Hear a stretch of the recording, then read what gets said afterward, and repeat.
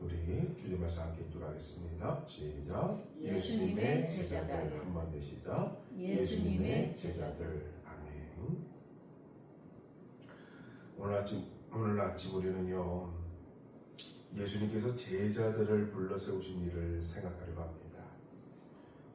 어떤 위대한 지도자라도 그 뜻을 성취하려고 하면 먼저 할 일은 그 협력자들을 택하는 일입니다.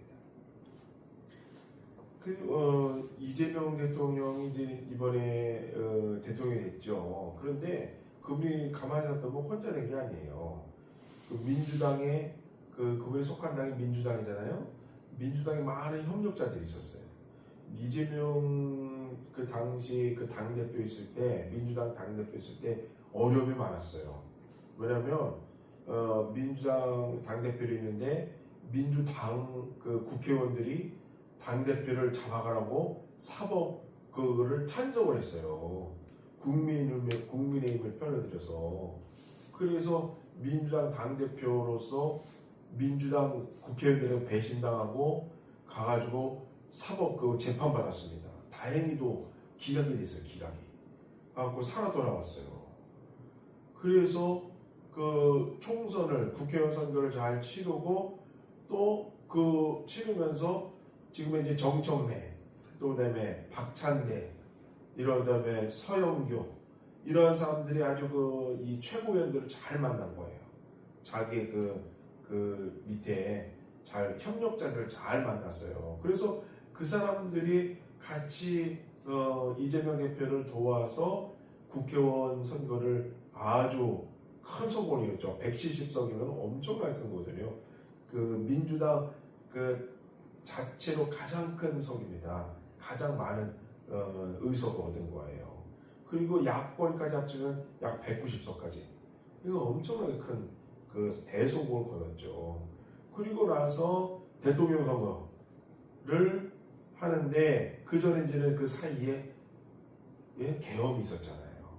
2024년도 12월 3일 날 어마어마한 큰 사건이 벌어졌지 않습니까? 그런데 그 와중에도 국회의원들이 국회에 빨리 모여가지고 4시간 만에 그거를 딱 해결하잖아요. 해결하고 다 계엄을 해지하고 그리고 나서 정상화시키지 않습니까? 그리고 6개월 동안 아주 지난한 윤석열 전 대통령과의 그 힘싸움을 했잖아요. 한남동 관저에 들어가가지고 2번이나 잡으러 간 사람들 다 쫓아내고 엄청 생방송을 다 보지 않았습니까? 한겨울에. 그러니까 이 사람들이 또 국민들은 가만히 있어요. 가가지고 또 눈 내리는데 다 그냥 주저앉아가지고 거기서 그냥 은박지 하나 이렇게 감싸고 다 탄핵을 위해서 다 외치지 않았어요? 정말 험난한 겨울을 보냈지 않습니까? 우리가. 그래서 드디어 6월 3일 날 4월 10일인가요? 4월 10일 날 탄핵이 됐죠? 탄핵이 되고 6월 3일 날 대통령이 된 거예요. 엄청나게 큰 과정을 겪었는데 그 와중에 이재명 대통령이 지금 돼서 정말 잘하고 있잖아요. 한 달 만에 정말 주가가 3전이 떴다는 거는 상전벽해할 일이에요. 이 윤석열 대통령이 되고 3년 동안 2,300까지 떨어진 거예요. 문재인 대통령 때 3,000 찍고 주식이 3,000 찍고 윤석열 대통령이 3년 동안 2,300까지 700이 그냥 쭉 떨어진 거예요. 근데 그것이 이재명 대통령 되고 한 달 만에 3,000이 넘었어요. 3,100이 넘었어요. 금요일 날. 어마어마한 거죠. 그래서 그 과정을 다 겪고 나서 했는데 이재명 대통령이 그냥 된 것이 아니라 밑에 이 최고위원들을 잘 만난 거예요. 그래서 이제는 지금 정청래, 그 다음에 박찬대 2분이 민주당 당대표를 지금 후보로 나왔거든요. 민주당은 지금 호재를 맞았습니다. 좋은 사람들, 인재들이 많이 들어갔어요. 그래서 좋은 대통령과 좋은 당이 이제는 잘 콜라보를 해가지고 이 나라를 이제는 빨리빨리 개혁을 해놔야 돼요. 검찰도 개혁해야 되고, 사법도 개혁해야 되고, 언론도 개혁해야 되고, 할 게 많습니다. 이분들도 다 알고 있어요. 마찬가지로 예수님도요, 큰 사역을 위해서 이 땅에 오셨잖아요. 우리의 구원을 위해서 이 땅에 오신 거예요. 그러기 위해서는 예수님의 협력자들을 구하실 필요가 있는 거죠. 첫째는요, 어떤 사람이 예수님의 제자가 되었습니까? 예수님의 제자들은 어떤 사람이었습니까? 한마디로 그저 평범한 사람들이 예수님 뽑으셨어요. 어부들, 그 다음에 상인들, 아주 평범한 사람들, 그런 사람들을 본인의 제자로 삼으셨습니다. 그들은 부자도 아니었습니다. 무슨 학력의 고학력자들이 아니었습니다. 그렇다고 사회적 지위가 있는 사람들도 아니었습니다. 평범한 일을 하고 있는 사람들을 예수님의 12명을 뽑아서 제자로 삼으셨습니다. 이런 사람들 가운데서 예수님은 그의 제자를 삼으셨습니다. 예수님은 제자를 택하실 때 비범한 사람들 가운데 택하신 것이 아닙니다. 예수님은 제자를 택하실 때 그가 지금 무엇을 하고 있는 사람인가 하는 것을 보신 것이 아니라 주 안에서 다시 태어나면 새 사람이 되면 무엇을 할 수 있는 사람인가를 보신 것입니다. 또 과거에 무엇을 했는가 하는 것을 보시고 제자로 택하신 것이 아니라 앞으로 주님께 배우면 무엇을 할 수 있는 사람인가를 보시고 제자로 삼으신 것입니다. 과거를 보신 것이 아니라 그의 미래를 보신 것입니다. 두 번째로 예수님은요, 예수님의 제자들의 구성을 보세요. 가령 마태 같은 사람은요, 그의 직업이 세리였어요. 그래서 세리 마태라고 합니다. 여러분이 아시는 대로 그 당시 세리라고 하면 세금을 걷는 사람이거든요. 세금 좋아하는 사람이 어디 있어요? 그 세금을 걷는 사람도 좋아하지 않아요, 아무도. 그 유대 사람들이 나라와 민족을 팔아먹는 나쁜 사람이라고 생각할 때입니다. 어떤 사람이 이런 사람이 있는가 하면 예수님의 제자 가운데는요, 시몬도 있었습니다. 여기 맨 끝에 이 사람이 시몬이거든요. 이 12제자 이름입니다. 바돌로메, 알페오의 아들 야고보, 안드레, 가룟 유다, 여기 베드로, 요한, 여기 순서대로 이렇게 나와 있고요. 가운데는 예수님이고요. 이 도마, 손을 이렇게 하고 있죠. 내 손가락으로 예수님의 옆구리를 찔러보지 않고는 못 믿는다. 그래서 손가락이 있는 거예요. 그리고 또 야고보, 또 빌립, 마태, 다데오, 시몬. 이 시몬을 얘기하는 겁니다. 맨 끝에 있는 시몬. 예수님의 제자 가운데 이 시몬은 가나안 지방의 사람입니다. 누가복음 6장에 예수님의 제자들의 이름을 기록할 때 셀롯이라는 시몬이라고 했습니다. 셀롯이란 말은 열심당원이라는 뜻입니다. 교회 역사가인 요세푸스의 기록에 의하면은 열심당원은 유대인의 네 당파 중에 하나였습니다. 바리새파가 있었고요, 사두개파가 있었고요, 에세네파가 있었고요, 그리고 열심당이 있었습니다. 이 열심당원들은 우리는 하나님만 섬긴다라고 주장하면서 이에 반대되는 것에 대해서는 싸우는 것도 개의치 아니하고 생명을 잃는 것도 사양치 않는 아주 강경한 사람이었습니다. 이 열심당원들은 우리는 하나님만 섬긴다라고 주장하면서 이에 반대되는 것에 대해서는 싸우는 것도 개의치 아니하고 생명을 잃는 것도 사양치 않는 사람들이었습니다. 그래서 이 사람들은 나라 사랑하는 순결한 정열을 품고 조국을 구해내는데 방해가 되는 사람이 있으면 암살까지라도 할 준비가 되어 있는 것입니다. 굉장히 과격한 사람이에요. 예수님은 이 과격한 시몬도 예수님의 제자로 삼으셨습니다. 이처럼 상극인 사람들이 예수님의 제자들로 모이게 되었습니다. 그리고 예수님을 따르는 제자로 부르심을 받았습니다. 제자들의 성품을 보세요. 모두가 달랐습니다. 가령 베드로는 여기 있죠? 베드로는 여기 있죠? 여기 베드로입니다. 그러니까 요한이고 요한하고 얘기하고 있는 게 베드로입니다. 이 두 사람이 예수님의 수제자죠. 요한과 베드로. 가령 베드로는 매우 급한 성격의 소유자였습니다. 또 요한은 그의 마음에 강팍했습니다.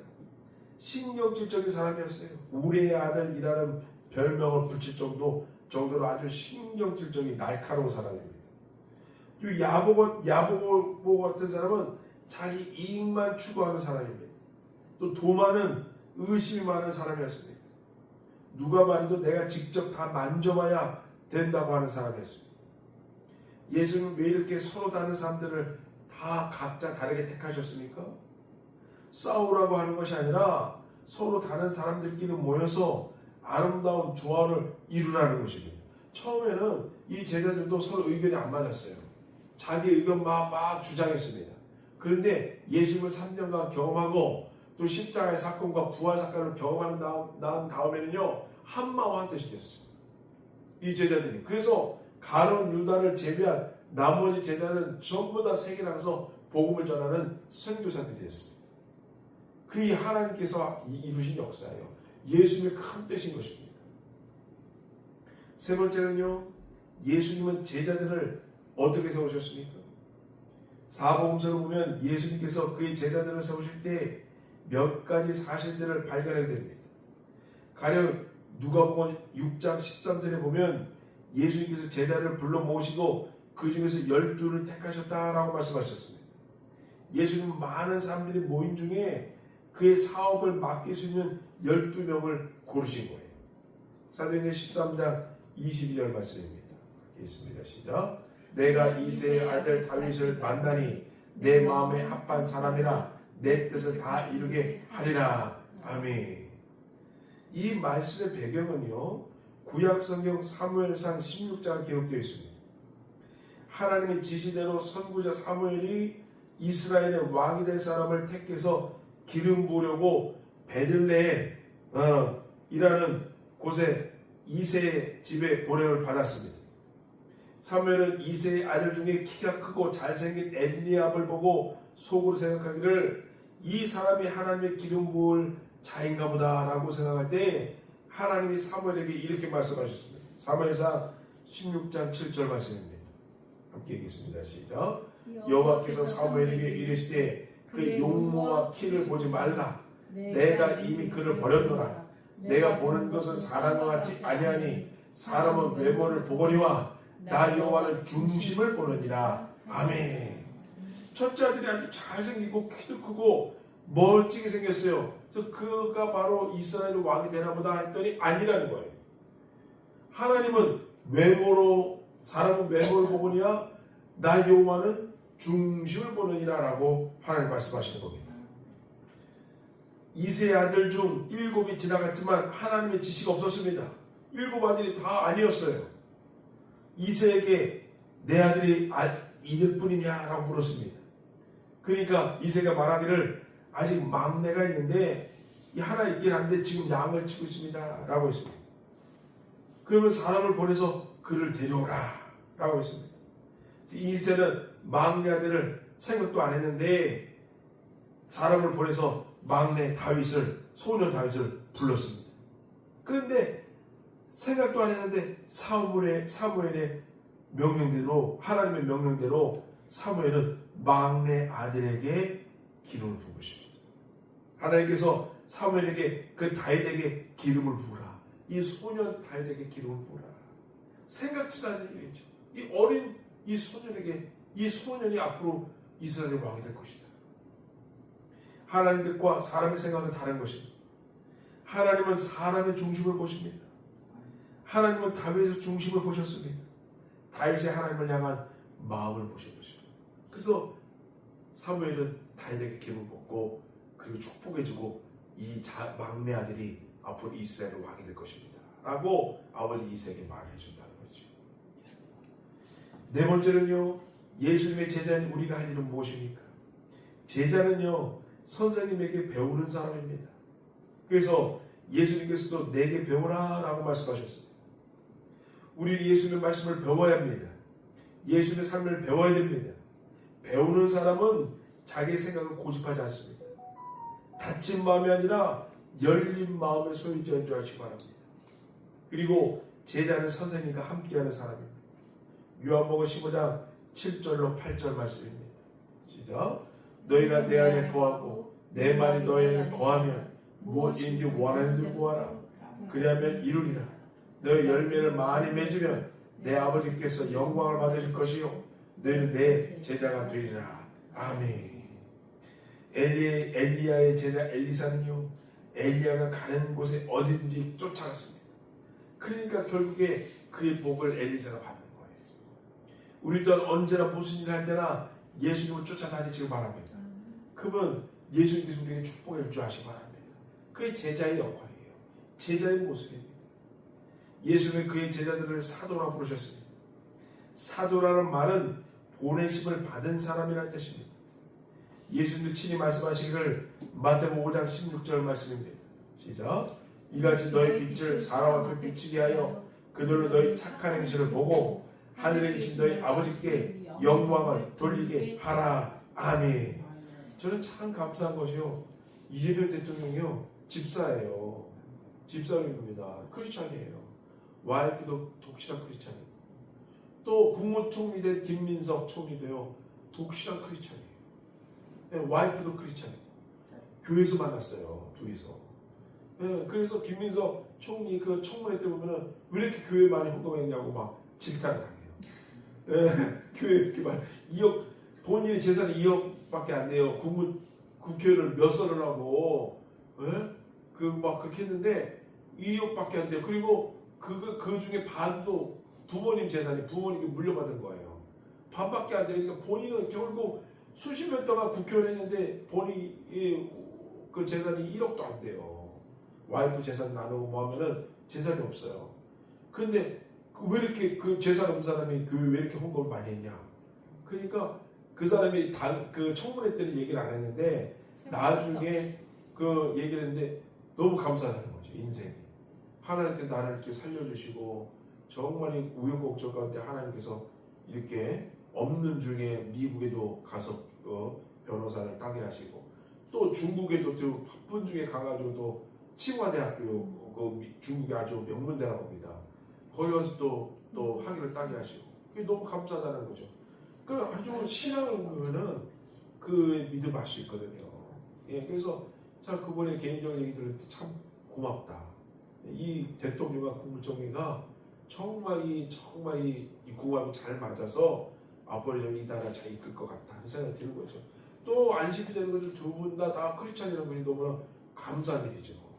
그래서 이 나라를, 이 대한민국을 정말 앞으로 주가도 5천도 올라가고 또 그다음에 AI 산업도 잘 하고 또 북극 항로, 우리나라가 저 북극 쪽에 북극으로 또 항로를 개발해서 조선업도 발전하고 무역업도 발전해서 다시 한번 우리나라가 다시 회복될 수 있는 기회가 되길 바랍니다. 그래서 우리가 이렇게 하나님을 만나는 것, 이같이 너희 빛을 사람 앞에 비치게 하여 그들 너희 착한 행실을 보고, 얼마나 이재명과 김민석이 저 얼마나 인내하면서, 김민석은 윤석열 대통령의 계엄을 예언한 사람이에요. 아무도 안 믿을 때, 다 정보를 추합했을 때 윤석열 대통령이 계엄을 할 것 같은데라고 한 5, 6개월 전에 청문회 때 얘기한 사람이에요. 김영현 국방장관한테 당신 계엄할 거예요? 안 할 거예요? 그렇게 물었던 사람입니다. 그것이 그냥 영상 하나 남아있어요. 김영현 국방장관이 우리 절대 안 합니다. 뻔뻔하게 이렇게 얘기했어요. 그래서 12월 3일 계엄을 하지 않았습니까? 그걸 예언한 사람입니다. 엄청나게 큰 역할을 했죠. 사람 앞에 너희 빛을 비치게 하여 그들 너희 착한 행실을 보고 하늘에 계신 너희 아버지께 영광을 돌리게 하라. 그러한 역할을 감당해낼 줄 아시고, 우리 또한 하나님께 우리 빛을 보고 하나님께 영광을 돌리는 저희 되시 바랍니다. 우리가 잘하면 하나님께 영광이 되고, 우리가 잘못하면 예수님의 수치를 당하게 되는 것입니다. 사랑하는 성도 여러분, 하나님의 뜻이 계셔서 저와 여러분이 예수님의 제자가 되었습니다. 예수님의 제자가 되었어요. 예수님의 제자로서 사명을 잘 감당하시는 저를 되시기 바랍니다. 예수님의 제자들처럼 온 세계에 나가서 복음을 전한 제자들처럼 저희 또한 세상에 나가서 복음을 전하시는 저를 되시기 바랍니다. 오늘 말씀을 사시면서 주함을 치시고 함께 기도하시겠습니다. 주여, 주님 감사합니다. 우리 가운데 살아계신 하나님 붙잡아 주시니 감사합니다. 통행하시니 감사합니다. 우리에게 복을 받게 주시옵소서. 제자로서의 삶을 받게 주시옵소서. 주님 붙잡아 주시옵소서. 이같이 너희 빛을 비치게 하여 그들로 너희 착한 행실을 보고 하늘에 계신 너희 아버지께 영광을 돌리게 하라. 주님 감사합니다. 너희가 내 안에 거하고 내 말이 너희 안에 거하며 무엇이든지 원하는 대로 구하라. 그리하면 이루리라. 너희 열매를 많이 맺으면 내 아버지께서 영광을 받을 것이요 너희는 내 제자가 되리라. 주님 감사합니다.